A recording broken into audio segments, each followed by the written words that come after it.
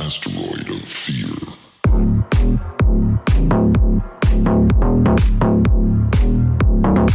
Hey everyone, welcome to another episode of the Men of the House podcast. And on today's episode, I have Clint Mally with me. And we're going to talk about what is biopsychosocial care. And then we're going to talk about a few things kind of around that.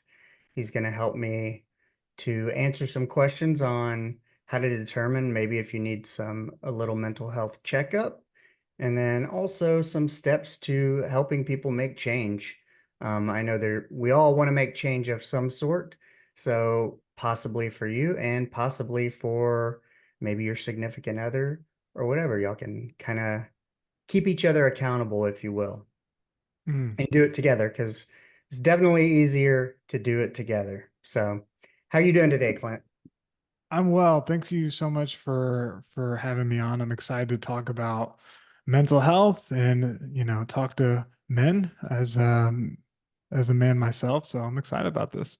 Awesome. Well, as I do with everyone, give us a little bit about your background, maybe a little bit about where you grew up, what you thought you wanted to do, and subsequently how you ended up here. Because there's usually some sort of catalyst that drives us to sitting face to face. Mine was a layoff, and I Mm. decided to become a podcaster and kind of entrepreneur. And so I'm always interested in what led us to be face to face talking about things that we're passionate about. Yeah. So, growing up, my family was full of addiction. Addiction was like a big part of it. My mom's alcoholic, my dad addicted to meth. And so I quickly, as I was growing up and I was making friends and I was hanging out with other people, I was realizing that, other people's families are not like my family. I'd watch sitcoms on TV, I'd watch, movies, and I'd say something is different, right? My life is different. And as I grew up, I knew that I wanted something that was more stable. I knew that I wanted more family support. I wanted to really kind of be like my friends and their family and have parents who, checked in on them and asked if they did their homework and, made them lunch and like all the things that come with being a kid and a family.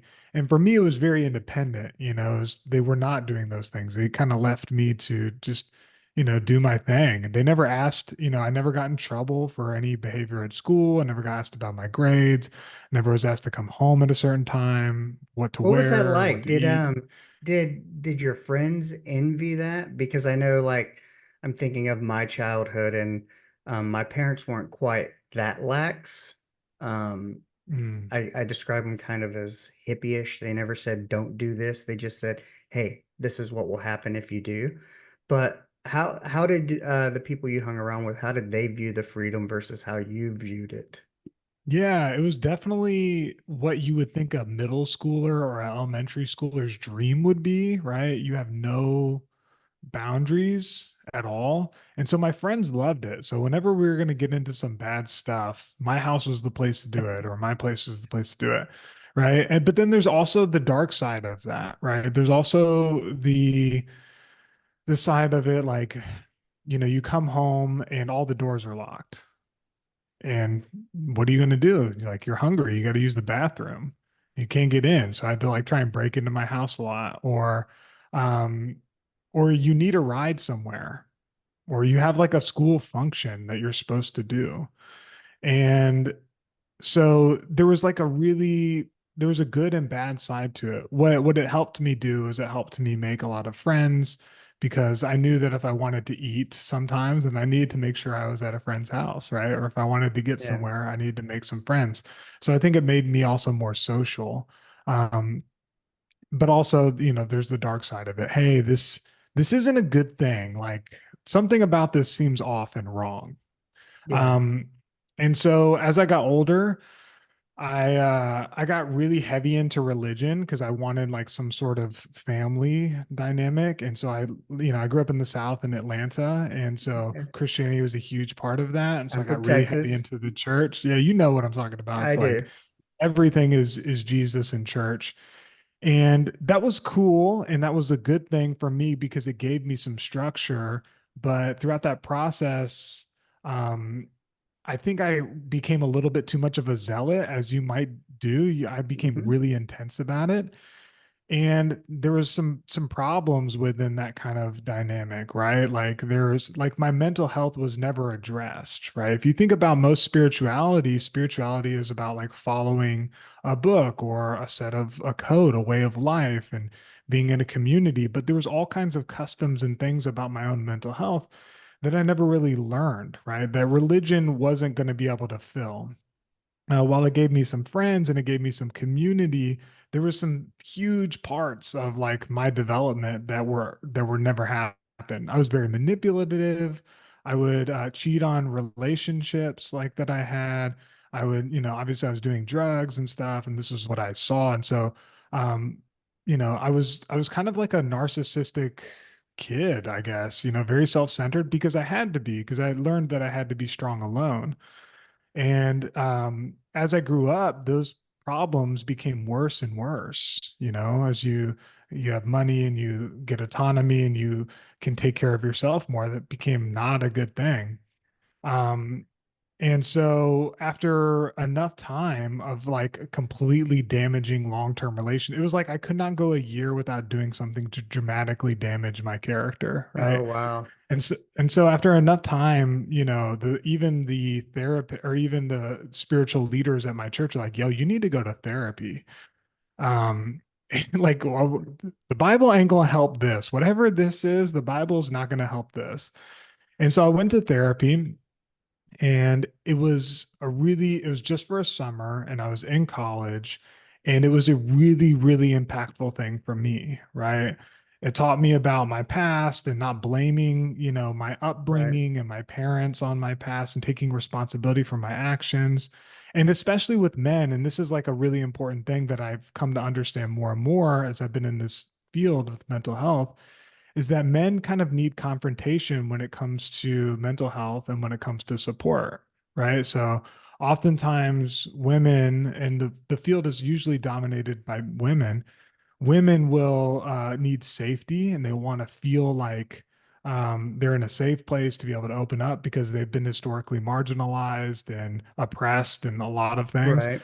Men who, especially white dudes like myself, who come from a place of privilege, who come from, a history of patriarchy or whatever, they need somebody to confront them and to call them on their stuff. And this therapist did that. I would try and blame my parents and my upbringing and all this stuff. This therapist was having none of that. And from there, I was able to really start transitioning my life around. Where I failed out of college before, I was able to go back to college and graduate with a bachelor's and eventually a master's in teaching. I entered the classroom. I learned that I love communicating more than I love being in front of kids. Yeah. And so then I had a brother who passed away from a heroin overdose. And so I realized that I wanted to use my skills, my communication talents, all my teaching background to help educate young folks about mental health and men about mental health in a way that was simple and clear and that anyone could understand. I hope that sets the stage a little Yeah, bit. it does. And I had a couple of things. I mean, one, growing up in quite a religious place myself, and during the time I was there, I felt like the religious context was kind of very hypocritical. And so I find it interesting and almost admirable a little bit that they were able to tell you, hey, this is not for you. You might need to try therapy. I feel like that is a far departure from the religion I grew up with, where it's Mm, maybe more like a shaming or deeper into religion as if religion is gonna fix that. But I was thinking too, yeah, like you grew up on one side and then you went to the complete opposite side. And I've done kind exactly. of both too. And I think some of it is nature of surroundings. This is what's available to us. Um, and you're also kind of like maybe I don't know where I'm at, so why not try this? But like with most things, I think the truth is somewhere in the middle, as Mm, opposed to opposing ends of either side. I mean, you don't know alcoholics and drug addicts who are just crushing it. Um, and yeah. you have, Yeah. let's say, you might have religious people like Joel Osteen who might be crushing it according to some Mm, standards, but then doesn't want to open the door for flood victims or whatever you might want to call it. So, and that hypocrisy side where I think, most truth is kind of, and the sweet spot is in the middle, because that's often been a struggle, I think, is one of my issues with where I grew up and religion was that, you know, I felt like people had this idea like, oh, we can go out Saturday night to the pasture party and hook up with these chicks and whatnot. And as long as we're at church on Sunday, that makes it mm, okay. Where I always felt like I've been questioning and seeking God my entire life internally, and mm, always kind of known. And I felt like that nobody can really judge your personal faith. There's not a detector, there's no way to really measure it. And I don't think showing up at church every Sunday is the measurement. mm. I think it's a place or something you can do to kind of cultivate it, just like I went for a jog this morning for my health and my fitness. Um, but I read a daily Bible passage. I do like a one a day type of thing, but I haven't been to a formal religious institution in a long time, other than maybe if I was invited to a baptism of a family friend. But Yeah. that's kind of how I feel about it. Um, you know, I would say I'm still a seeker. I still believe, I still have faith that there's something bigger and greater out there, and that goodness always wins over evil. Mm, But I definitely steer away, and it's still a religious town. I remember a friend of mine from New York coming once to visit, and it's it's like 14 miles, this long highway between like a small town and the major hub. And he's like, dude, I just counted like 17 churches in 14 miles. And it's yeah. On like both sides of the road. yep, Yeah. church bank is all churches and banks. But Mm, yeah. So yeah, and very similar to you. I mean, my uncle, he passed away he didn't OD from heroin, but he subsequently caught HIV from the intravenous drug use because it was in the 70s and 80s and whatnot overseas. And, um, he got stationed in Germany, married a German woman, stayed over there, and ended up on heroin over there. And even though I think he was able to kick that, he eventually, and this was in the 90s, like 93, I think. And, it was just quite a perspective shift because at that time, it was related mostly to homosexuality.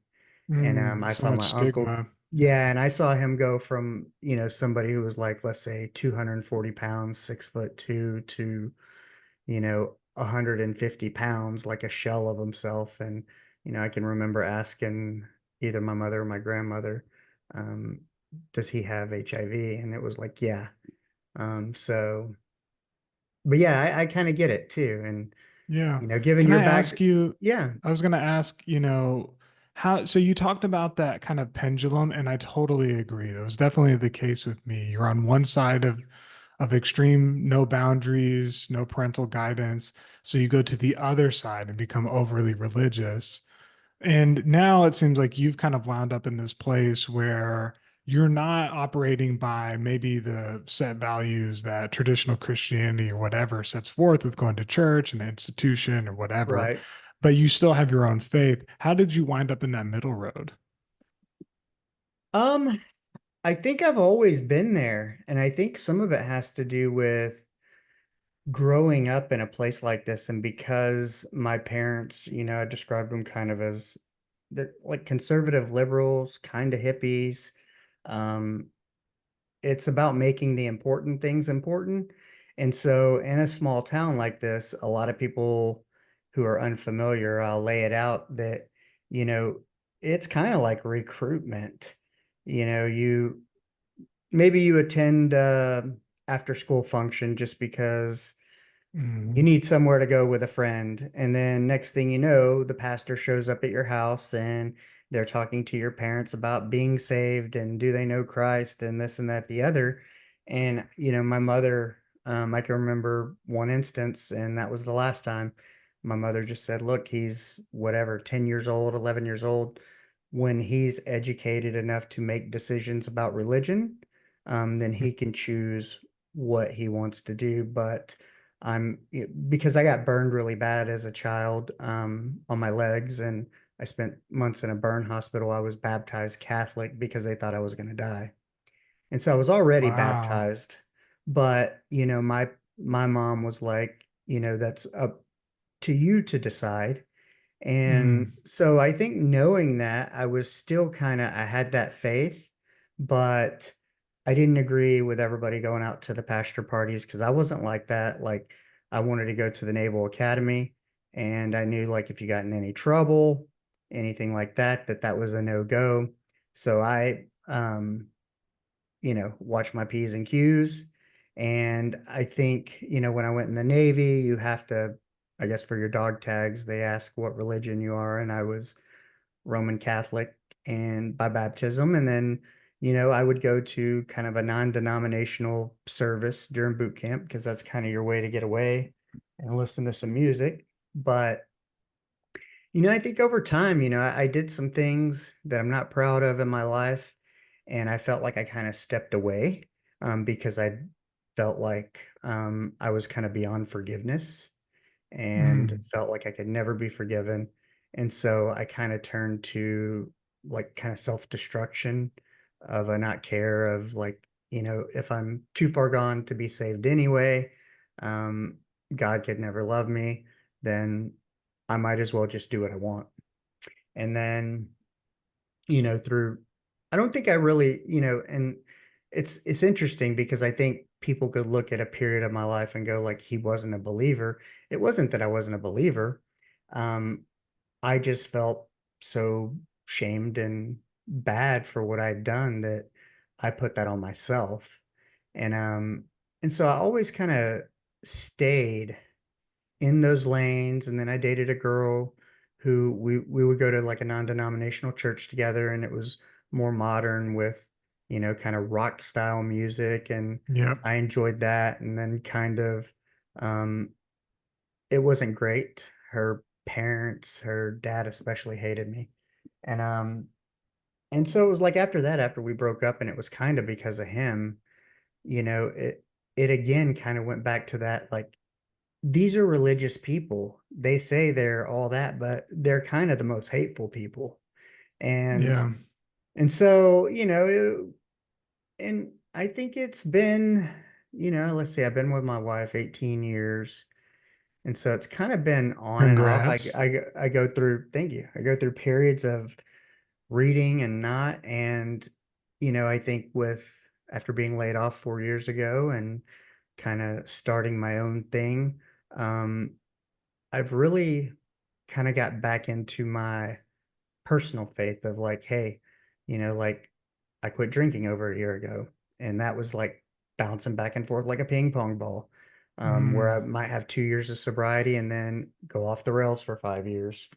And Mm. so I think it was a combination of, um, 2 years ago, marriage, career, everything was just kind of in the dump. And I needed to make a change, and um, kind of starting with some of that spirituality. And I can't do this alone. I want to stop drinking. I want to be a better father. I want to be a better husband. Um, all those things. And I think that's, my faith is about my relationship with God, Right. not anybody else's perception of it. Only if you come into my office and see the Bible would you probably know that I read the Bible every day. So Mm. that's kind of how I ended up there. Yeah, there's a lot of context and nuance that you talked about that I appreciate. You had some guardrails, right? On the one hand, you had a mom who allowed you to be able to say, "Hey, I'm going to put a boundary in place so that these outside influences don't try to sway or persuade my son without him having a fully developed brain and the autonomy and knowledge to be able to make these decisions himself. And then you also had goals, right? You had Yeah. goals of going to the Naval Academy and trying to have a certain life, right? And so that might have made you stay away from the other side. And then you also, you would go back and forth between stuff that you had done where you felt shame or guilt keeping you away from like a over religious community, but at the same time not being super happy with the way that your life was going and wanting to be able to be a better father, a better husband, and so needing some support in that way. So you had things on both sides that were kind of, as you mentioned, as ping-ponging you back and forth to where you're at today to be able to, like Bruce Lee, choose the things that work for you and then to push away the things that don't, right? To be like Yeah. water in that way. So I think that's a really cool way that you kind of explained it. It does paint a really good picture for how you were able to find a more balanced and nuanced, faith and perspective. Yeah, and and that's the thing is I'm not against, like, if you're able to drink and you can handle it, then you do it. It's just not for me, and I'm not, you don't have to worry about me. And it's the same with religion. It's like, if that's if that's your vibe and your church, and you know there's nothing saying I won't go to church in the future or any of those things. um and I say the same thing about corporate careers. Like, it was not for me. Sometimes I wish it were. Sometimes it's a lot easier. There's a lot of benefits of 401ks and this and that that are available to people in that space who aren't entrepreneurs. But, it's taken me a long time to learn how my brain works, where and with Mm, who I have issues with, and then mm, also the things I'm aligned with. I think, like I work in the hospital field, and, you work within that arena of a caregiving, care, helping people, serving people. And when you do that and you work for these things, I go, they didn't all start off bad. I go, they all start off with a good intention for a purpose, and somebody was out there trying to solve this problem. But once something gets so big and too many hands get into it, and then everybody wants their hand in the cookie jar, where's my piece? Where's my piece? Where's my piece? Then it becomes about everything that it's not. And mm, um, and it gets watered down and diluted a little bit, and that's just not for me. mm, And that's one thing I always try to be careful is, like, hey, like, you do you, your path is your path, your journey is your journey. Mine is for me. I have my reasons, just like with religion. I have my reasons for not wanting to be in a corporate career or whatever. But it's taken 48 years and a lot of learning, a lot of understanding, a lot of sitting through pain, a lot of trial and error, understanding that. And, and I think it was ultimately, um, when I got laid off, for me, that was the first time I'd ever been laid off at like 44 years old, fired, anything. And it crushed my identity because caretakers, it's who we are, it's not what we do. And so it crushed my identity. But then through sitting through it, journaling, praying, everything, I realized my identity is I'm a kind, caring, compassionate person who wants to serve. I've always been in service, whether it was through the military, the hospitals, food service, anything, making people happy, making their life better. That's my identity. How I choose to express it is just now different. It used to be healthcare, and I was limited to the two ambulatory clinics I ran and the people I touched there. With a podcast, your outreach and your touch is kind of unlimited. And so mm, I'm still that same person. And it took me a little bit to figure that out, that, hey, what part of the identity did it crush? Or maybe my identity was just in the wrong place. Or maybe my true identity is there, but like I said, how I'm able to express it will be different, because I got asked the other day, hey, I mean, same thing. If this podcast went away, would it crush me? Probably not. Yes, I would be disappointed, but at the same time, um, I realize my true identity and I would just find a different way to do it. I also do Uber Eats on side of podcasting, and I love it because I love to make other people's life easier, and especially like if it's a 50-pound dog food to the second floor, or you pull into somebody's driveway and you see that they have a handicap van with wheelchair access, and you're like, man, I'm happy to deliver your 100 pounds of dog food. I'd probably do it for free, but it came through the app. Um, and so I love it. And, it's people look at me and they go, well, you were a healthcare leader and you had two clinics and doctors and nurses and front desk that you managed. And now you do Uber Eats and podcasts. And I'm like, yeah, but I'm happy, I'm fulfilled, and Mm, I get to reach more people. And just even things like, going in and picking up the order and just trying to smile and trying to make sure that, hey, maybe you're the one piece positive word, encouragement, smile that that fast food worker sees all day. You never mhm. know. So that's kind of how I try to live my life. Yeah, it's beautiful. And I think it's unique to be able to say, yeah, I'm happy. When's the last time we spend so much time thinking about our goals, thinking about the things that we want to do, thinking about the things that we don't have. And a key thing that I notice with people is that many people have a hard time identifying and saying that they feel happy, that they're actually good, right? Yeah, That if you never get another day of life, that you're okay with it, that'd be you good. know? Yeah, I would be. I think of it as um, I always kind of define it as a lack of want or a lack of need.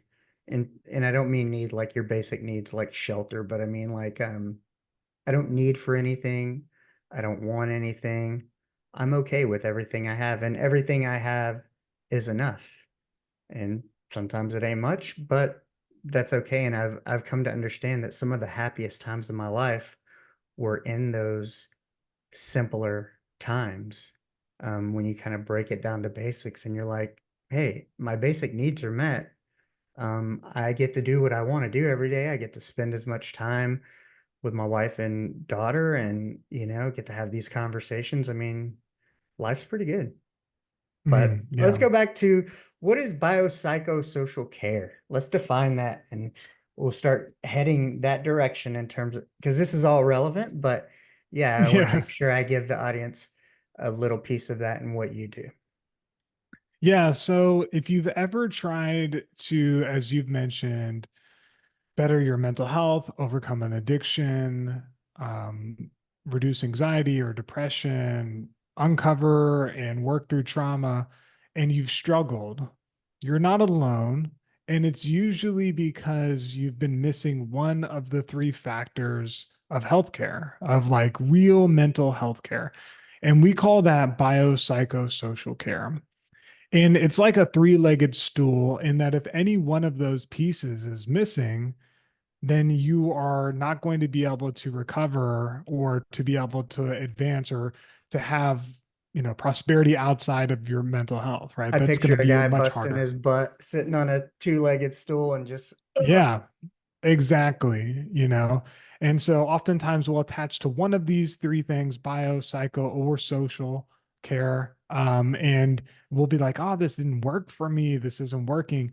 But really, it's because we're missing all three. And so, like, just really briefly to kind of give you an overview, let's talk about bio, psycho, and social. So, bio is the physical part of your healthcare, mental health care, right? So by this, we think about like Maslow's hierarchy of needs, right? You need food, you need sleep, and you need safety, right? That's also something in Maslow's hierarchy of needs that people, if you don't feel safe, if you're hungry or if you're tired, It doesn't matter how skilled a clinician is. It doesn't matter how amazing a group therapy session is or what type of treatment is being used. If you're hungry and tired or you don't feel safe, you're not going to be able to sit in a chair. You're not going to be able to improve in your mental health.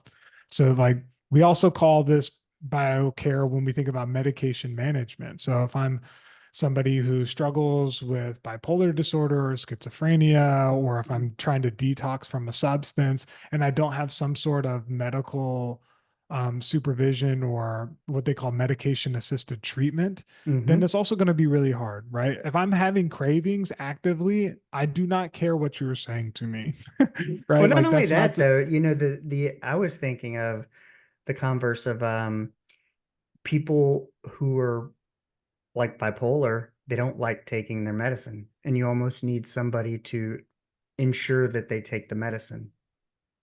Yes, exactly.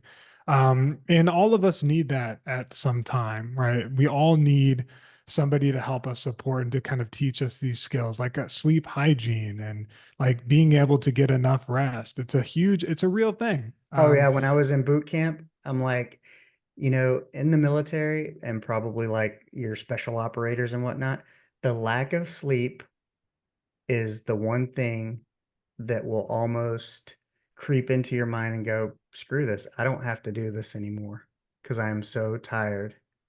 Yep. It's a huge point. And if you think about cults, so like cults, a big way that they reduce susceptibility to influence or increase susceptibility to influence is through sleep and food deprivation, right? So if you want to make a human being more malleable to negative influences, don't give them enough food, don't give them enough sleep. And, when we think about torture too, like the way governments use torture, there's like all kinds of things that people generally think about when it comes to torture. We think about medieval torture. We think about, terrible ways that you The can try guy and extract handcuffed to the information. chair. Right. Yeah. But by far the most effective and like the most consistent way that organizations have found to be able to extract information is through sleep deprivation. Sleep deprivation reduces your ability to have self-control and willpower to be able to focus on more creative pursuits or self-actualization. And so it's the foundation. You need bio care, right? And so if I'm somebody and I'm struggling with my mental health, I'm asking myself, am I getting enough sleep? Am I eating enough food? Do I have the medication I need? And am I safe? So that's the first one. Makes sense because I know when I went on antidepressants at some point in my career, um, I went to my PCP and I was like, I think I'm depressed and like I'm not sleeping, blah, blah, blah. And she goes, well, the first thing we have to do is get you some sleep. Yeah, absolutely. So the second part is psycho or psychological care. And there's a few different ways to think about this. There's the patterns of thinking that you have, right? There's trauma that you've experienced. There's ways that you cope with stress, right? And all of those things are a part of psychological care. So the biggest and probably one of the most important things, no matter what type of therapy you're going to be doing, is you need ways, tangible ways to regulate your emotions that are what we call positive coping mechanisms. When you experience stress or heartache or emergencies or general variability within your emotions, how do you deal with it? And the interesting thing about psychological care is that we can only learn this through other humans, right? So when we come into this world and we're babies, we have what's called mirror neurons, where we're looking at the face of our caregivers, and our heartbeat will slow down when our caregiver's heartbeat slows down. And our breathing will match the pace of our caregiver's breathing, and will actually match facial expressions even as an infant, right? If a caregiver is frowning or if a caregiver is smiling, we've all seen this happening as an infant. Something that we come into this world being able to do is to connect and to co-regulate with our caregiver. Now, as a baby, that makes a lot of sense, right? You have to be able to lean on your caregiver to communicate when you need food or changing or whatever. But as the complexity of problems increases as you get older, that need for your caregiver to be able to show you how to regulate your emotions doesn't change, Oh, right? no. So it's just more complex. That's interesting. You get insulted as a child, right? And how do you respond to that? You actually need someone to show you. If you are hurting, right, from pain, or you make a mistake, or you're nervous about a presentation at school, or you any matter of things, when you experience that stress, you still need your parent to be able to help you to co-regulate. Or at least one healthy adult that can teach you a positive way to respond to stress. And if we don't learn those patterns of thinking, and by the way, it's not a fault to parents. Most parents are just doing the best they can. They parent the way that they were parented. And so there's like cycles of these Or things. they parent the complete opposite because of the way they were parented. Yes, that's a But good there point. is no rule book. And, Yeah. I was making a decision, my daughter was sick and I had to go pick her up, and it's been like 3 days of it, and we're like, we don't want her to miss school, but because it's early in the year, but and it's like it's up to me, and I'm like, well, my thing is I want to build trust with my daughter. I Mm, convinced her, encouraged her to take the step to try and make it through the day, and she couldn't. And subsequently, I said, if you can't, you call me and I will come get you. And that's mm, what she did. But, then there was my wife and I back and forth, like, well, I would make her stay, maybe, blah, blah, blah. And I'm like, look, it's about long term for me. It's about building trust so that my daughter knows that whatever she needs me for, whenever she needs me, I'll answer, I'll pick up, I'll be there because, it's about we're raising little humans. mm. Um, I'm trying to teach them everything I know. Yeah. Um, and I know they won't avoid it all, but I interviewed a gentleman whose 16-year-old daughter unalived herself. And, Mm. and I think about that, and I go, he would do anything to have another moment with her. But Yes. also, what if, what kept her from coming to him? You Yep. know, I don't know, but I know that that interview impacted me enough to where every time I'm at odds with my daughter or she's just being a turd, a stinker, she's a kid, Yeah. um, I remember that and I go, what's the goal here is help her through life, help her regulate, teach her how, because school and all that stuff, that's just stuff that can be learned. Hmm. But this is the stuff I never learned from my parents. Yeah. Yeah. And as a former teacher, I look back at my time in the classroom and I wish I would have spent more time teaching people how to regulate their emotions in a positive way, do what therapists call positive coping mechanisms, right? Nobody just out of nowhere when they experience stress does breath work or a breathing exercise or does any other type of positive coping mechanism just naturally. We have to remember that we learn how to regulate our emotions through other people, what we see demonstrated and what we know it exists, right? Yeah. And it sounds like a lot of what you're trying to do with your daughter is about establishing what we call a secure attachment style. And there's four major attachment styles. There's secure attachment, right? There's anxious attachment, where a caregiver or a parent sometimes is present, but sometimes is not. And so the kid feels like they have to perform or people please and they grow up and they repeat this in their own relationships in order to get love. There's an anxious avoidant attachment style, which in my case was kind of like you learn that you have to be strong alone, that the parent is saying, hey, I'm not going to give you support, you need to figure this out. And so it forces you to do all kinds of other types of coping mechanisms to be able to stand out and to show that you're strong and to present a certain way of living. And then there's avoidant attachment, which is where you fear your primary caregiver, right? The person who's supposed to be a source of comfort, supposed to teach you how to do these things Right. of regulating your emotions, now becomes the very source of fear. Or they often call this a disorganized attachment style. All of that to say, like for psychological care, it's about learning patterns of thinking and ways to cope with stress that over time will only benefit you. So, this is the how you can tell the difference between a positive and a negative coping mechanism. A negative coping mechanism is that if I continue to do this thing, it will get worse and worse for me, right? So think about you have a hard day at work, you come home, you drink a beer to unwind and relax. Not a big deal done in isolation. One time, no big deal. But if that is your coping mechanism anytime you feel stress, we can see how it'll spiral out into addiction and dependency, right? But a positive coping mechanism is if I continue to do this, my life is actually going to get better. It's going to go in the opposite direction, right? And so, as men, like as you're looking at the way that you respond to stress, ask yourself, if I continue to respond to stress in this way, is this going to make my life better or is it going to make it worse? And if it's not, then chances are you have to learn some new coping skills to regulate your emotions and respond to stress better. So that's psychological care. And that's often done in the therapy room, whether it's processing your trauma, Yeah.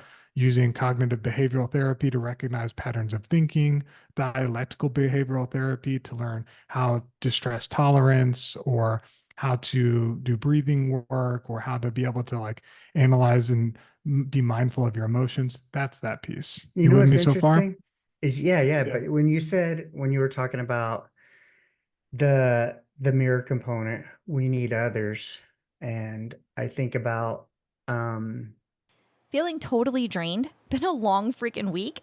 If you're searching for ways to manage stress and find a little bit more peace, the Podcast Connection Network is here for you. We've got amazing shows on mental health, mindfulness, and all kinds of ways to live healthier, happier lives. Check out all the other shows, including my podcast, Connection Over Perfection, after this episode. The link is in the description below. Now let's get back to the show. how I used to deal with stress, which was a beer or a whiskey. However, I mean, it's no secret, but it was just like aha for me is like that's what you grow up seeing is men. Your father, my dad worked construction. What do they do at the end of a day? Drink. My uncle, almost retired welder, still like a six pack every day at the end of work. And so that's what's Yeah. modeled to you. And when I went in the military, I went in the Navy at 17. It wasn't any better. And then I got to Japan, had my 19th birthday there, but there was no drinking age. So, when we went to Hong Kong, Thailand, and everywhere in Japan, it was like that was what you did. You worked all day, or when you're on deployment and you're working 7 days a week, 12 to 18 hours a day, and you hit port for 5 days, you blow off steam. Mm, It's not you think it's a positive coping mechanism because that's how it's been presented your whole life. This is what men yeah. do. Yeah. And you're really tying into the final piece of this, which is social care, right? Which is the environment and the community that surrounds you, right? And similar to like positive and negative coping mechanisms, is this community a net positive for your goals, your well-being, the things that you want to accomplish in your life, the kind of person that you want to be, your core values? Or is this an environment that's not that way, right? So we need to connect with people who align with our core values, right? And who we share common interests with and who support us, right, in a positive way. So sometimes this is through group therapy where we are saying, okay, these are all people who want to live a better life and are going to be vulnerable about their struggles. And through that, we can connect and support and help each other. Sometimes this is through the family and friend component where you have a supportive network of people who know how to listen. They can reflect back what you're saying. They can help you process how you're feeling, and if you're struggling, you feel comfortable being able to lean on them for support, right? And if you zoom out and you take a look at any one of those three components and you remove any of them, right? So if I know that I'm don't if I'm working on positive coping skills, but I'm in an environment in a social network that doesn't support me, it's going to be really hard to change. Or if I'm not getting any sleep, but everybody wants me to change, it doesn't matter. I'm not going to be Yeah. able to change. And so biopsychosocial care understands that we're a whole person and that we need these three components in order to live a happy and healthy life. And so you as a person can do an inventory and say, okay, which of these is kind of missing? And which is the one that I want to get support with first? Usually it's going to be biocare, then it's going to be psychological care, and then it's going to be social care in that order. But all three are essential and you need all of them. I had a question. So Yeah. there's that whole saying of like, you're kind of a sum of the five people you spend the most time with. Mhm. And, I would say one, just with the way my mental health worked and drinking a lot, I was more of an isolator. And so I didn't spend time with those five people. But, when we were talking about that social aspect, the importance of keeping the five people around you um, to a certain, I guess, standard, so they're not bringing you down. But would you consider, like, let's say I just quit alcohol and I'm working on self-improvement. I'm gonna get a therapist and whatnot. Is that therapist, would you consider them to be one of your five people?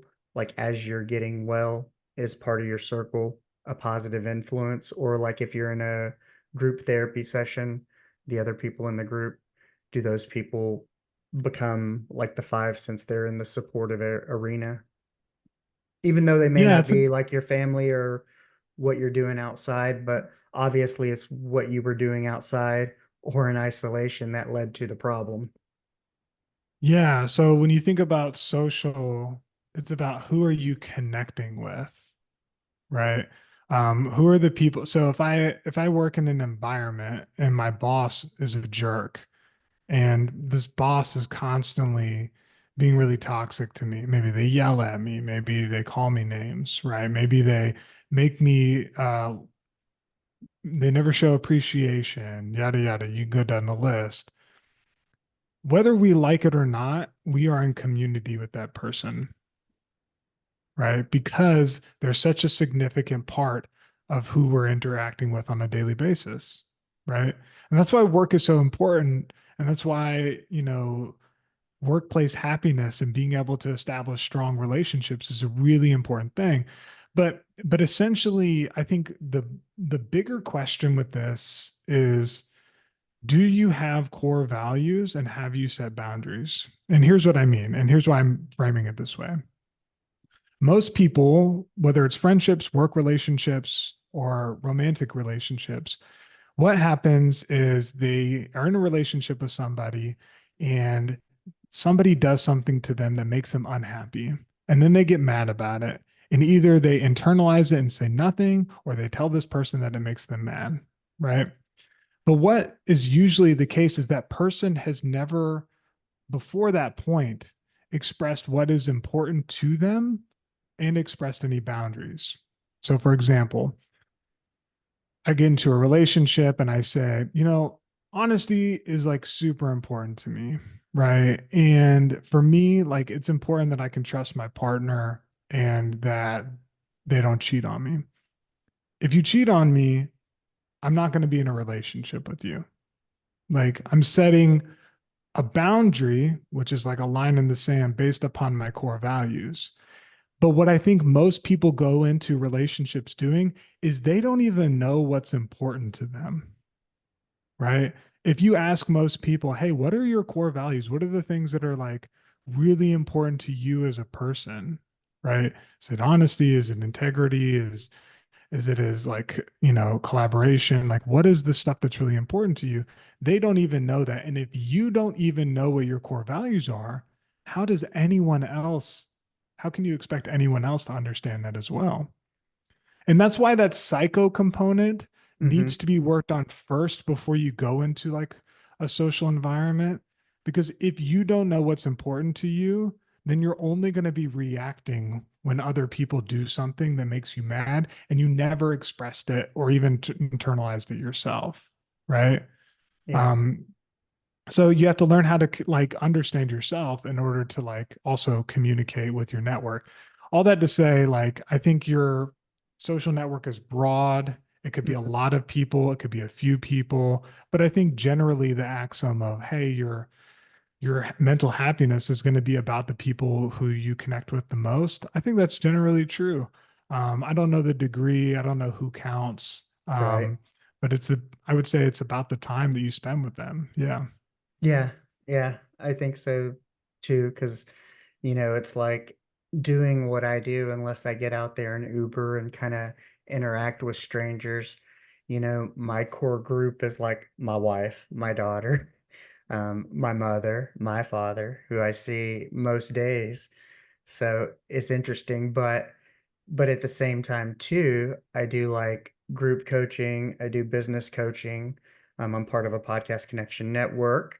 And so I have those groups of people, and obviously, my interaction with them is different and sometimes on a deeper level in a different way than Mhm. with um my wife or my daughter, and maybe because some of it's tied to profession or I don't know, but it's like my wife, my daughter, my mom, they don't know the technical aspects of podcasting, or they wouldn't know where to Sure. start, so it's kind of irrelevant to them. But yeah, very interesting. But what I wanted to go over this, if somebody wants to know either about themselves or maybe somebody close to them.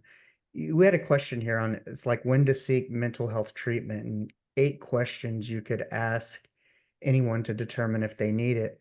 And Yeah. does that mean like, I mean, we're not talking like you need to go to inpatient program or something. We're talking about, hey, you might have some surface level things that you need to address, or you could have Yeah. potentially have some really deep rooted issues that you need to address. Yeah, so let's go through this real quick. This will be a helpful thing, and listeners or watchers, you can kind of follow along as we're doing this. Ask yourself this, if this is the case with you or if you have someone in mind. This will be a helpful thing. And the cool thing is it's a lot of yes or no questions, right? So I'll say this like in the second person, but you can apply this to the third person if it's relevant. So for example, okay, so our first question is, are you no longer interested in the stuff that you used to enjoy? Right? Are there things that are happening in your life that when you look back and like you had passions or hobbies that were really important to you, now they're no longer important to you. You don't care about them at all, right? Um, and keep track of these, right? If it's if yeah, you're not interested in the things you used to enjoy, that will might be what we call a red flag, right? Second question is, have you been isolating yourself from others more than usual? You talked about how in your own journey, you Mm-hmm. noticed that when you're struggling with this, you isolated. And oftentimes it's due to guilt and shame, and people have different reasons, but it's usually an underlying factor that, like most animals, when they are in stages of distress, will isolate themselves. Hmm. And so humans are no different. So if that's you, if you're isolating yourself, that's a red flag.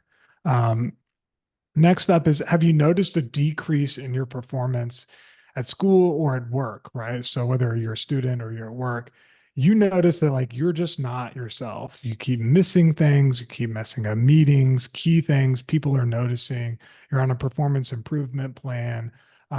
People are starting to notice, and you're noticing, even if they don't notice. If you are dipping in those things, that's a red flag. The fourth question is, have you noticed distinct mood changes? So this could be stuff making you angry or upset that normally wouldn't bother you. Maybe you're pretty resilient to certain things, but sometimes now when it happens, you get fly off the handle or you're in tears in a second. That is another red flag that, hey, maybe we need to think about our mental health. Next is, have you been using any substances to cope with, depression or trauma, anxiety, really any stress? If that's the case, if you're turning to a substance in order to be able to deal with that, that's a problem. That's a red flag, right? Next up is, have you found, so when you think about your loved one, have they confronted you about using substances, right? So have other people noticed these things? Oftentimes addiction is primarily rooted in shame, right? And so maybe you hide it, but has somebody else brought this up to you, right? Um, so next up is when we think about our our emotional out, well, it's kind of tied to our last one. Those are the primary questions, right? If Yeah. you take any of those questions and you said yes to at least two of them, then chances are you might be struggling, right? And need some mental health support. Man, 2 years And ago, I could have said yes to all of them. right. And, the good thing is that you can use those questions and you can look back and you can say, oh, you could probably do this for a friend or you could do this for yourself. I created a quiz that was developed by a licensed clinician that you can use this, you can take it for yourself or you can take it for a friend that will give you those results, right? And you can have it click yes or no. It'll confidentially send it to you. And we have these quizzes for even specific things like depression or trauma, anxiety, internet addiction, attachment styles, all of these things. So that's like another helpful resource, and I'll share that with you. Oh, that's pretty cool. I thought about it and it's interesting because, I used to be bad about isolation, but now sometimes when I get a certain way, frustrated, um, it's almost like an intentional isolation step away to Mm, quiet. And sometimes it involves Ubering because that's where you're sitting still while you're doing something, but it gives you a chance to think, process. Because I know with me, what in trying to make progress with mental health and everything was, hey, let's figure out what the feeling is, give it a name, and then figure out why exactly, why did this irritate me? What mm, about it bothered me? Is it yes. about the thing? But sometimes it's about something that's totally different, and that was just the thing that made it surface. And so, Yeah. kind of that deliberate isolation, I know I can think of an instant where it happened, and I told my wife, like, I'm gonna go Uber. I got to think this through. Um, but that was definitely one of the things I noticed the most was that isolation. And, at least now I know when I do it, it's deliberate, it's for a reason, it's to Exactly. quiet the noise so I can process. But I've also taken up journaling kind of to facilitate that along. Because I think Yeah, if I you're, don't think what you're talking about is like a negative coping. yeah, So like when I heard you describe it as like you found yourself feeling a certain way, you decided to deal with that by spending some time alone, right? mhm, You can be alone without being lonely, right? very You true. I'm an can only choose to, child. yeah, you can spend time alone without isolating yourself, right? When we think about isolation, we mean turning down events to hang out with people, calling out of work, Oh not yeah. going to other social gatherings. And the second thing that let me know that, hey, this is okay is like you're talking about how you are mindful of your emotions, Hmm. right? So in that time, you're taking time to check in with yourself and say, hey, how am I feeling? What am I thinking about? How does this make me feel? Where am I feeling this in my body? And that's a positive thing. That's actually a good thing. Contrast that though with the way that we have been told to deal with behavior in school, right? So remember in school, you'd act out, a teacher would say, go in the corner or go to timeout or Hmm. whatever. And what that taught us is that if I feel upset, I can't be in community, which is a problem. Because remember, we learn how to regulate our emotions through community with others. We first have to learn to co-regulate before we can self-regulate. And so if every time I feel sad or angry or upset, I just get isolated, and nobody tells me how to calm down, I'm not going to learn anything from this. I'm going to feel resentful. I'm going to feel upset. And what it eventually teaches us is that I can't be myself around other people. Mhm. And so, like, a better way is, is being able to process and not minimize these things, even if it's not the same thing for you. And then we see this especially with kids. I know when I was a teacher, I made the mistake all the time when my middle schoolers would come to me and they'd say, I'm so mad about this. And I would say, calm down. It's not that big of a deal, yada, yada, yada. What I'm doing is I'm saying, like, not allowing them the space to be able to process their emotions. What I wish I would have said, what I'm teaching others to do now is to be like, tell me more about that. What makes you Yeah. feel this way? You know, where do you feel Yeah. this in your body? You know, um, why do you think this is and we try to exclude why, because why questions tend to be about blame. It's how do you want to move forward? What do you hope to get out of this? Right? What do you feel like the next step should be? Those are questions I wish I would have asked to be able to help these kids process their emotions. Because even if it's like minimized to me because I have perspective and I'm older, for them it's like really Right. important, My you wife, know? one time my daughter was felt a certain way, and I remember my wife going like something like, you shouldn't feel that way, or there's no reason to feel that way. And when my daughter left the room, I told my wife, I'm like, look, like, how do you know? This is what she feels, and if she's telling us that, then we That's have to good. we have to be Yeah. respectful for about it, and not, you know, these are her feelings. We have to get to kind of what led to this. What is she going to do about it? What does it mean? Is it really about what this thing was?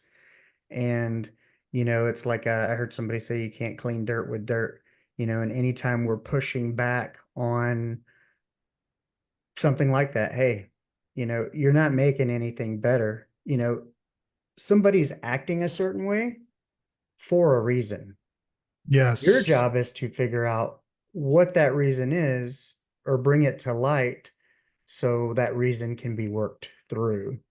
Yeah. And you're bringing up, like, kind of bringing us home with is, how do you help somebody manage change? How do you help somebody process this? And it's the technique of motivational interviewing.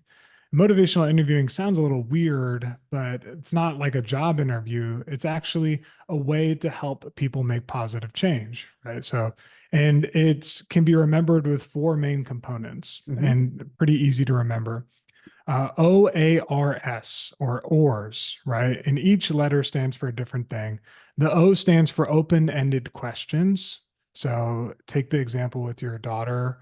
Um, you ask an open-ended question that does not indicate bias or judgment and doesn't have the inflection of bias or judgment. So I can't say, why are you always feeling this way? Yeah. That's an open-ended question that's not gonna, and I also can't give a yes or no thing. Like, do you think we don't care? Right? Like, that's a yes or no question. But if I ask an open-ended question, what happened that made you feel this way? Yeah. Right? Um, how long has this been happening with you? Right? Like, open-ended questions. So the first step is asking open-ended questions. Second step is affirming positive change talk. So, or affirmations, OA. So, affirmations are noticing when somebody is saying something that is indicative of a positive coping skill or a positive thought. Right. So, for example, this will also often be hidden in the middle of a lot of negative stuff, right? Like, somebody will say, like, I never do anything right. And even though sometimes I get good grades on my test, like, I always fail things, the second go around, and like it takes me so much longer and that kind of thing. And what you do with affirmations is you say, I notice that that you also do get, from what you said, you also do get good grades, Yeah. right? Um, and the key with motivational interviewing is like, oftentimes if you tell somebody to do something, they will sink their weight like a seesaw and resist it because they don't like to feel out of control, right? Right. So if somebody's talking to you about a relationship they have and they're like, oh, this guy, he treats me so bad, he yells at me, he curses at me, he's aggressive towards me. And so you naturally are like, well, you should leave him. Their next thing is usually like, oh, but sometimes he's so sweet though, right? Because they don't like feeling out of control, and so they sink their weight. So as like a parent or as a friend or as a caregiver, it's a really important part to not tell people what to do in this way, but to give them the opportunity to see their thoughts and their words in front of them, which brings us to R, which is reflective listening. So O, open-ended questions, A, affirmations, R, reflective listening. And this is a hugely underdeveloped skill. And what you'll notice is like I did reflective listening earlier on in this interview when we were Mhm. talking about, I asked a question, how did you manage to maintain a middle path and not steer too far? And I reflected back to you the key things that you said. And did you feel understood at that time? Right? Did you feel like I heard you? Right? I'm not making a judgment on it. I'm just reflecting back what you said.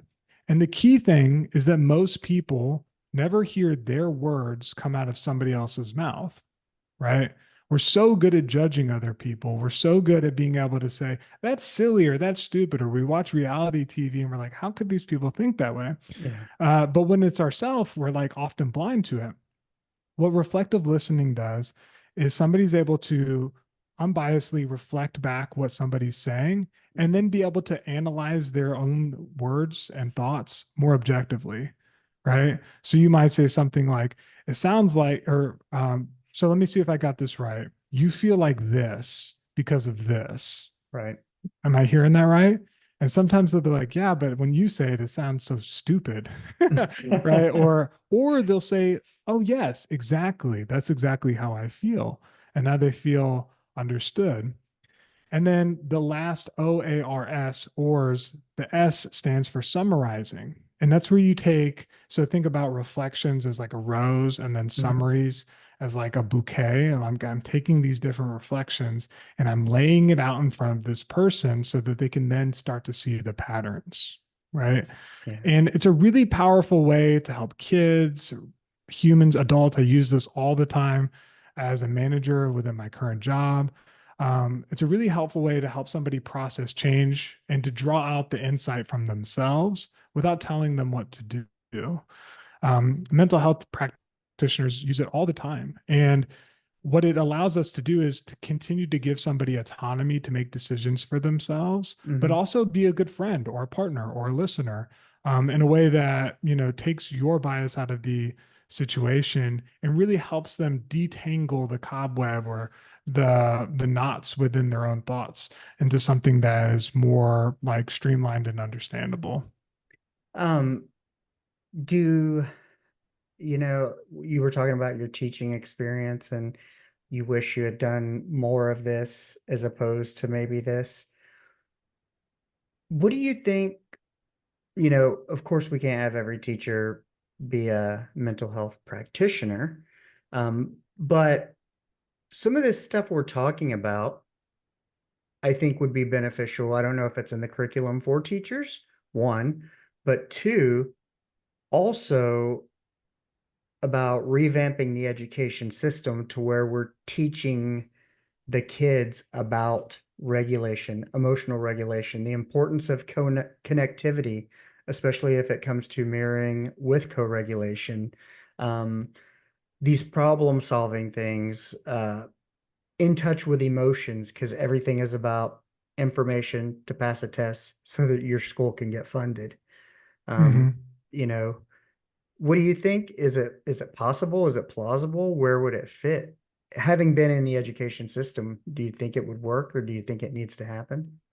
Yeah, so I remember I was working with a charter school that was really progressive in that way, Mhm. in that they would set time for social emotional learning, right? And so like it would be like a class, right, where we would talk about, let's talk about empathy, and you get a Right. curriculum and you would teach them. One, I don't think it was comprehensive enough looking back. Two, I think it wasn't practical enough. Like today, in 5 minutes, I gave you a strategy that you can use to talk with your daughter, Right. right? Um, I think that teachers would benefit from having this kind of stuff going on because they're going to use it not just when they're teaching social emotional learning, they're going to use it all throughout the day. And when you think about coping skills and when you think about these things, they happen in the midst of life, right? They happen in the midst of other things. It's never like, now I'm going to work on social emotional learning. It's like, Right. no, like I'm encountering stress in real time and then I have to respond to it. And the problem and the challenge that most teachers have is that it interrupts the lesson, Yeah. right? It interrupts the way that the flow of the information that you're trying to get conveyed, that's going to be tested, that's going to be done at end of year evaluations. And so a huge part of this is having to reprioritize as you mentioned, as a school, like if my kid gets an A in math, but responds to stress poorly, am I okay with it? Well, because the other part of that is, if you had teachers on this end, let's say nurturing behaviors and skills for coping, you know, oftentimes the source of a child's stress is not maybe in the classroom in front of you, it's in at home where maybe they don't have the ideal family situation or their Exactly. father's an alcoholic or something. And so, it's almost like a disservice not to include, or at least I think as a society to go where this is important, how and where can we add it in, even if we Hmm. have to slow down a few other things or Absolutely. take a little importance off of this or that, because we're trying to raise good human beings to be good responsible citizens, caring people, care for one another, um, to take the country and into the future, and to take care of us one day because we're going to be Yep. old. And it's not just about getting them through or making sure they're this or that. Like, I mean, I know at 10 years old, my daughter's not going to be a STEM person. She hates math. She doesn't like any of that stuff. She goes to an art school. She loves arts. She takes jewelry making, one act play, and stuff like that. But it's like, you know, everybody's a little different.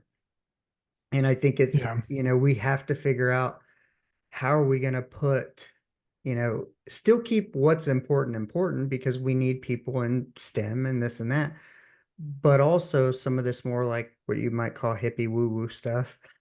But it's really about, I think, making more emotionally intelligent people to go out and Yeah. participate in society. Yeah. And you brought up a key point. It starts with parents, right? Mhm. And that's why, at Sandstone Care, which is the company I work with, um, is a key component that we do is family therapy. Because if a kid comes in individual therapy and group therapy and they learn really positive coping skills and they understand their depression or their trauma, and then they connect with other people who have gone through the same thing, and then they go back to a home environment and those relationships are not the place. Remember, biopsychosocial care, that Mhm. social component is a huge part of people being able to get better. And as a kid, you have so little power, right? Yeah. You're really subjected to the environment in a lot of ways.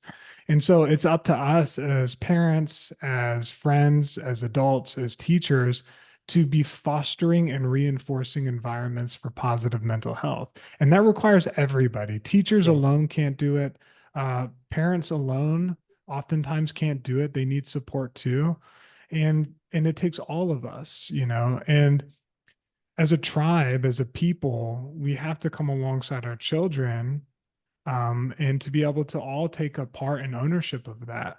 If you're interacting with kids in any capacity on a given day, you have a chance to be able to show somebody positive ways to be able to deal with stress. and to help them feel understood and listened to, and that their emotions are valid and that they're a unique person who matters. Like you have that power, and it's responsibility for all of us to be able to take part in that process. I agree. Are there any thought patterns that keep us from grasping some of these things to change or to want to get better?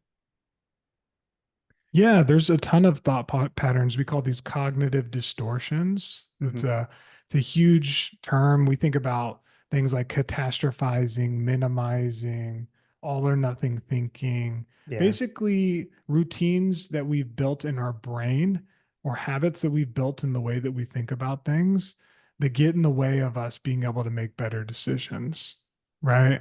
And one of the only ways, or sometimes it's trauma, right? I've experienced either a big traumatic event or chronic trauma or developmental trauma when I was a kid. And I've never been able to live my life because that trauma is still triggering me and playing out in everyday life.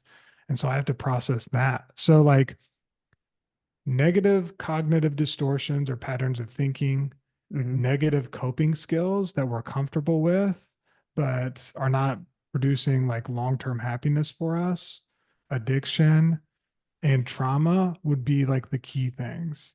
And that's why like mental health treatment is a real thing. That's why you want to like be focusing on evidence based therapies, because this stuff is not simple all the time. And Hmm. especially if you're close to someone or if you're close to yourself and you're not able to see your own feelings and actions and stuff objectively, but you know you don't want to continue living the way that you're living, it's really helpful. We need other people to help us through this process. It's a really tough thing to do alone. Yeah, that all or nothing thing really hit me because I definitely can relate, like when people embark on a fitness journey, the new year, or like let's say, you smoke weed, drink alcohol, and smoke cigarettes. One of our doctors used to say you can't slay all your dragons at once. Yep. Um, you know, take it a step at a time, show yourself some grace because it's about the long-term result. You're more than likely going to stumble a few times and Yeah, whatnot. But the important thing is, you make the effort to get back up, figure out where you went wrong, how you can do it better. And sometimes that comes from that connection and community absolutely. with Yeah. one another. But one of the things I always like to ask is, what is one thing that you've experienced that's happened um, from leaving teaching and going into this field that's kind of been an unexpected benefit that never would have happened had you not gone into this arena and started with Sandstone? Yeah. I think the skills that I've been learning when it comes to self-regulation, positive coping skills, communication skills have allowed me to be a happy person in all the places and people that I meet and all the places that I go to. And overall, it has given me the tools to live a happier life, right? If I meet somebody at the gym and I'm talking to them, I'm able to listen to them without thinking about what they can give me and just be present and like genuinely care about what they're saying. Right. And that kind of kindness, what I'm seeing it is really rare, for people to like experience somebody who's genuinely just interested in how this person is doing and wants to make sure that this person's okay.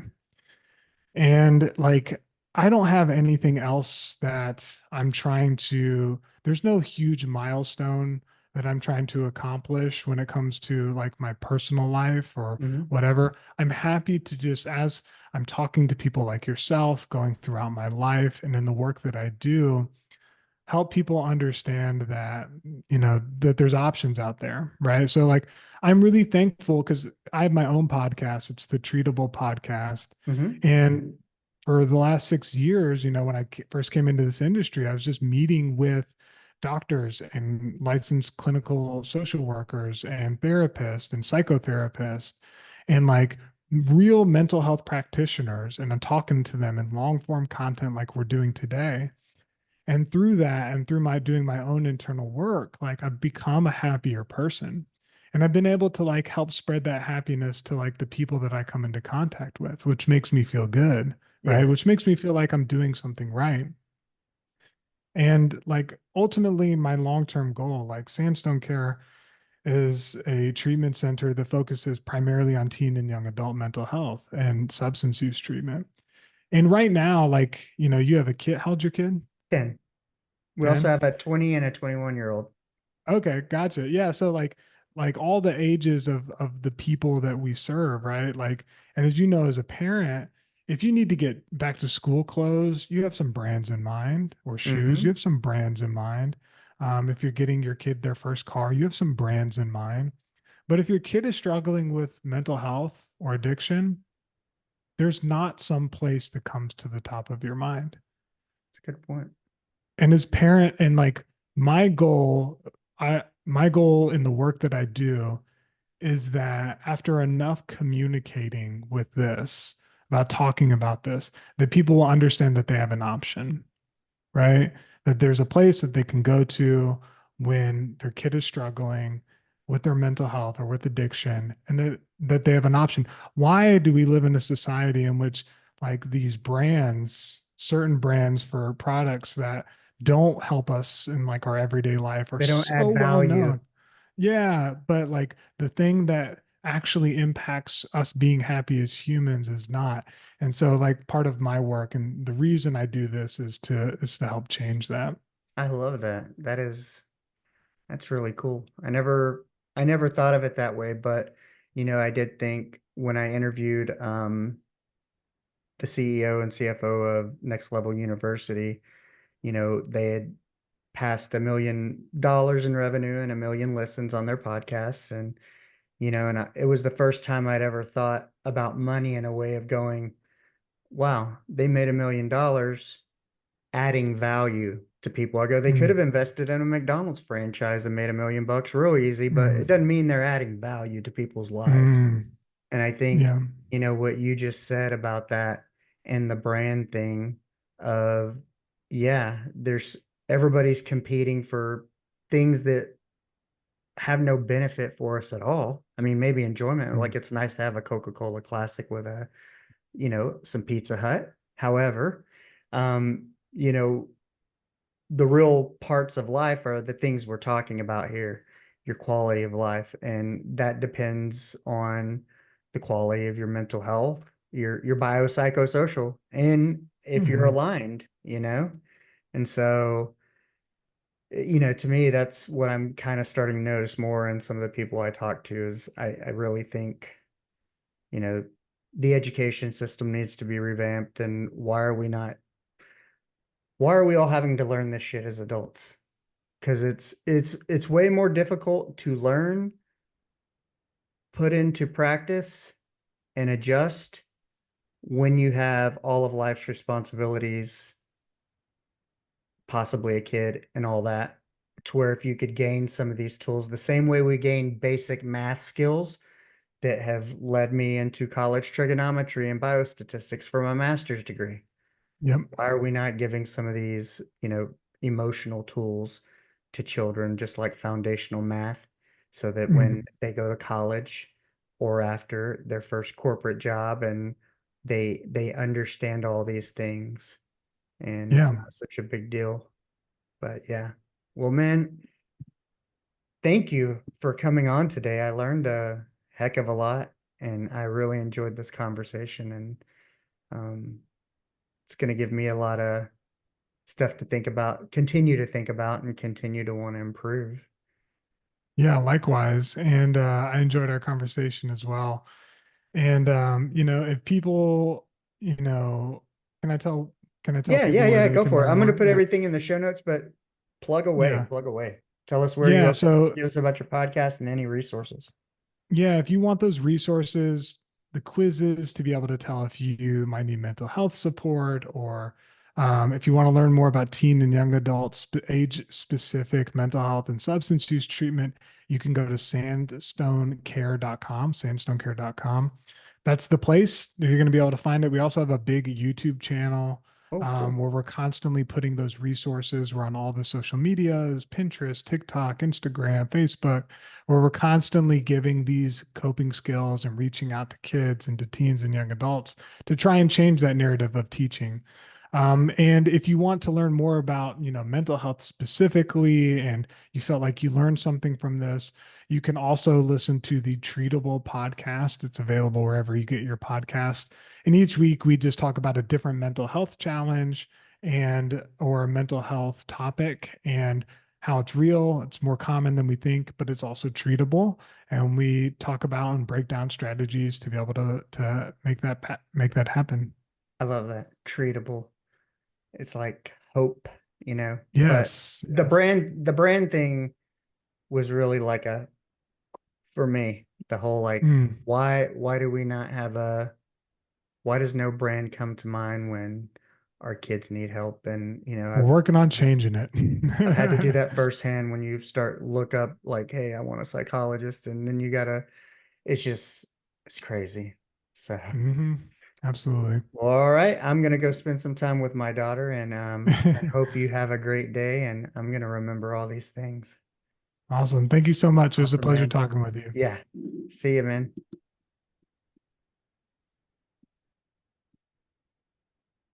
Well, that's a wrap. I hope you enjoyed the conversation. Please remember to rate, review, and subscribe wherever you get your podcasts from. Remember, go out and be the person that you want to meet. Let's go.